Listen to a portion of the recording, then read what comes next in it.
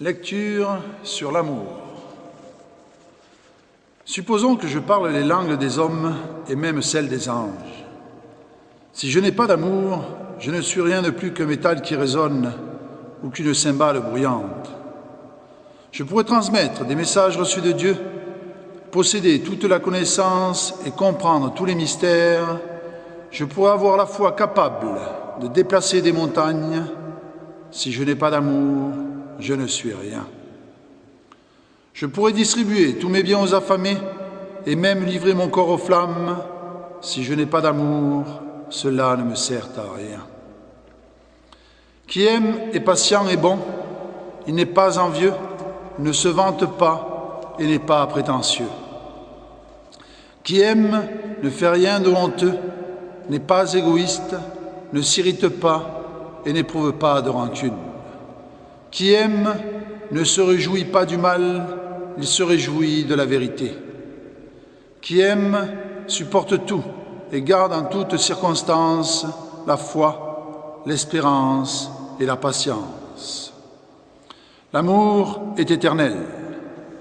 Les messages divins cesseront un jour, le don de parler dans des langues inconnues prendra fin, la connaissance disparaîtra. En effet, notre connaissance est incomplète et notre annonce des messages divins est limitée.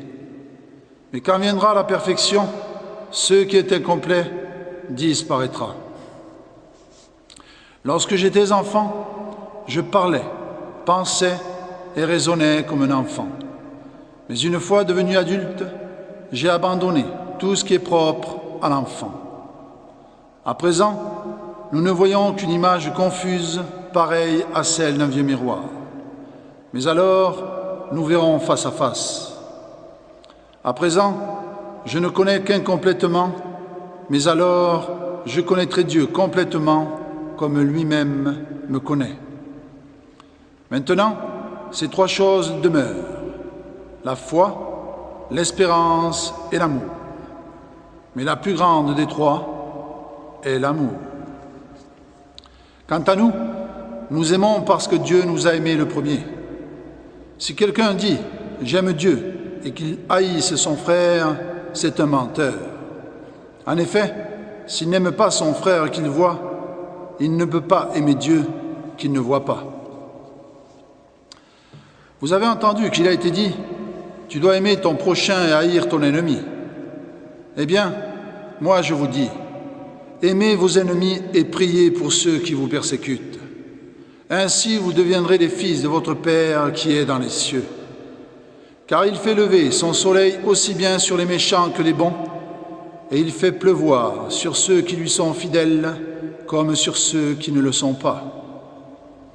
Si vous aimez seulement ceux qui vous aiment, pourquoi vous attendre à recevoir une récompense de Dieu? Même les collecteurs d'impôts en font autant. Si vous ne saluez que vos frères, faites-vous là quelque chose d'extraordinaire? Même les païens en font autant. Soyez donc parfaits, tout comme votre Père qui est au ciel est parfait. Mes amis, j'espère que cette lecture de l'Évangile de Jésus vous interpellera.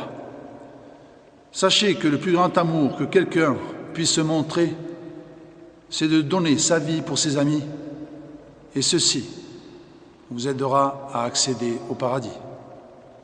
Croyez-moi, Dieu vous aime. À bientôt.